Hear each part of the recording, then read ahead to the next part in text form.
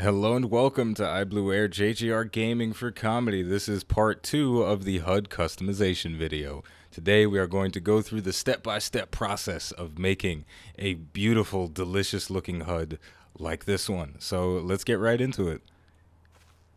Okay, this is the game's default HUD layout without anything turned off, and it is an absolute tragedy, but we're going to go in and fix it up and turn it into a beautiful piece of fine art. And before we continue, this is completely unscripted, so I might be a little bit scatterbrained, but that's okay. We're going to get through this together. So, how do we get into the hotbar menu, or the HUD layout menu? You go to the options, and then you click on HUD layout, and it brings up this beautiful looking screen with a whole bunch of boxes all over the screen. It's a bit intimidating, but thankfully you can toggle the different elements of the screen so that it's easier to manage. Hotbars shows only the hotbars system, shows the other user interface elements like the duty list, the minimap, etc. So we're gonna keep it queued up on hotbar for the moment, and one thing that I like to do is change the size of the hotbars first. I think the default size of 100% is a little bit big for me. I have like a 22-inch monitor, so I don't need them that big. I got good resolution over here. So you can change the size of the hotbars with a keybind. I have it custom for me, but you can go in and change it in the keybinds menu under the system options, and it is called change window size. So you can bind that to whatever you want. If you're on controller, you guys do whatever you do. I don't understand that world. I'm not going to talk about it that much. So let's go back into the HUD layout. Boom. We're going to change up some sizes. I usually keep mine at about 90%. Yeah, that's about right. So I'm going to change all of these. I'll cut this part out though. Alright, the trick isn't so magical when I tell you that I'm cutting it out. But there we go. We've shrunk down all of the hotbars, and now we have to start positioning them differently. But before we do that, we're going to go to System, and something I like to do is clean things up a little bit. So I'm going to move the minimap and the server info, going to push it further to the top of the screen just so it looks a little bit neater. The user interface by default is very spacious. There's a lot of room for everything to breathe. I like to keep my GIL at the top. You can put that wherever you want. I'm not trying to tell you that this is the perfect place to put your HUD. This is just how I do it, and we're trying to get to my perfect layout. All right. I keep the inventory grid turned off, so we're going to turn that off. You turn them off on PC by right-clicking on it. Controller, again, is done some other way. And we're going to shrink down the duty list just a little bit because it is too big for my personal liking. So why don't we save it and just see what we've done. We've streamlined it a little bit. We've given ourselves a bit more space on screen, but there's still plenty of work to go because of this gigantic clusterfuck in the center of the screen. The next thing for us to talk about before we move on is why we have so many hotbars, and the reason is because not all of them are relevant for the combat of the game. Two of my hotbars are specifically for bits of menu interface and generic commands that I use across all of my characters. So you see here, this hotbar is filled with a bunch of different menu options, and that is for the simple purpose of saving me some keystrokes or some clicks. So for example, the HUD layout, normally in order to get to that, I have to hit escape and then click on HUD layout. That's 2 clicks. But now I can just click right there. Boom.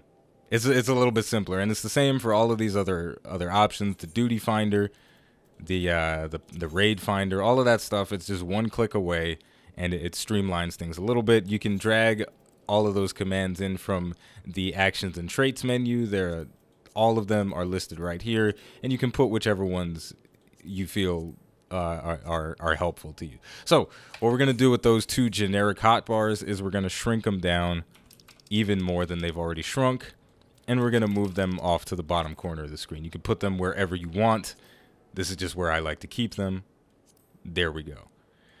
Now, here's where things are going to start getting complicated. We are nearing the part where it is time for us to start organizing this and making it look really fancy.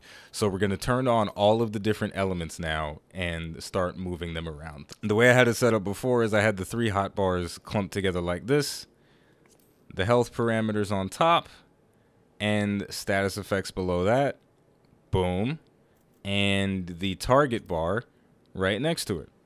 And we can just line that up as best as possible to make it look nice and pretty. And then we had another hotbar on top of the target bar, and the progress bar, I think it was right there. So we're actually well on our way to having this nearly done. It doesn't take as long as you would think. Is coming up with the layout takes a lot longer than actually making it. So you see here we do have this hotbar in a normal line shape, but you can change the shape of all of your hotbars, which is a pretty cool feature. You can leave it as a line if you want to. In fact, there's absolutely nothing wrong with that, but I am a fan of the square shaped hotbar. So how do we get there? We go to character configuration. I probably should put that down here. Whatever, it doesn't matter. We go to character configuration, hotbar, and under display. And from there, we can change the shape of any one of our hotbars. And hotbar 6 is the one we want to be a square. So we're going to change it to the 4x3 shape. It's actually a rectangle. Who cares? So there we go. It's a 4x3. Now we go back to HUD layout, drag it up here, and we're going to increase the size of it to the maximum so that it is much easier for us to see. And we'll put it right about there. That seems okay. Yes. And now we can just move the job gauges into position. We don't have to worry about resizing them. The EXP bar, I guess we can stick it right there. And there's some other stuff, the pet hotbar. I'm not going to worry too much about that because I'm not on a pet job at the moment. But yeah, that's pretty much the gist of customizing your HUD layout. It's just a matter of knowing where all the options are. This stuff is kind of a bit of a mess over here, but I'm not going to worry too much about that. You can do what you choose with those different options. I personally keep the limit gauge and the party gauge right up here, nice and snug. Then the enemy list over there. Alliances like over there, really tiny. It doesn't matter. The point is, a lot of it boils down to preference, but we've pretty much done it. We've created the HUD layout.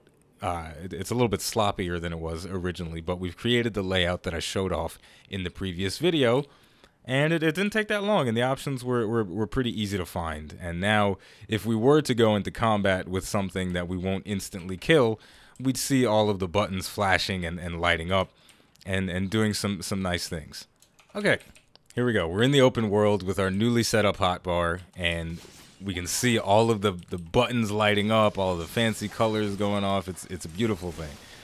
And that's what it is. Now, there's a few other options in there that we can talk about that will help you, that you may or may not want to use, but they'll clean things up and make things look a little bit nicer should you choose to use them.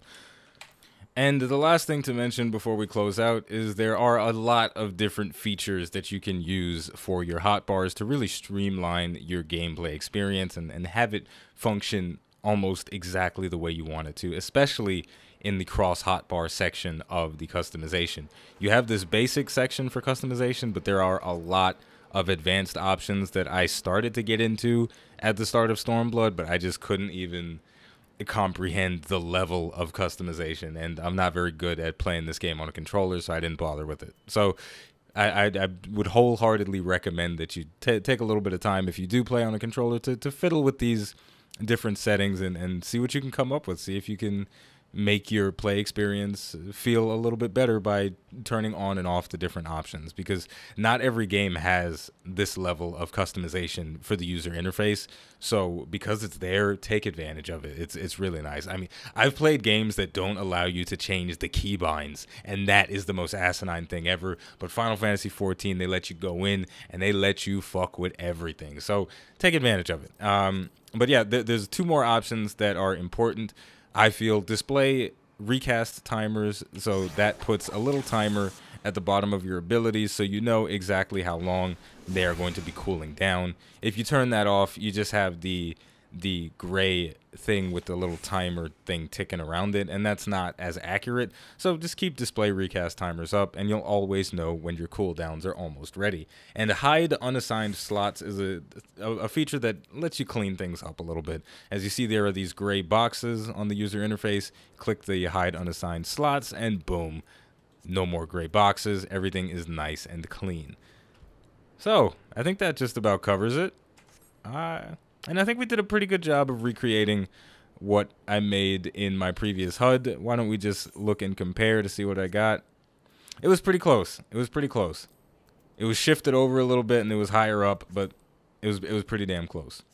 So, the name of the game is Final Fantasy XIV. The name of the channel is iBluairJgR Gaming for Comedy. Thank you for watching, and I'll see you next time.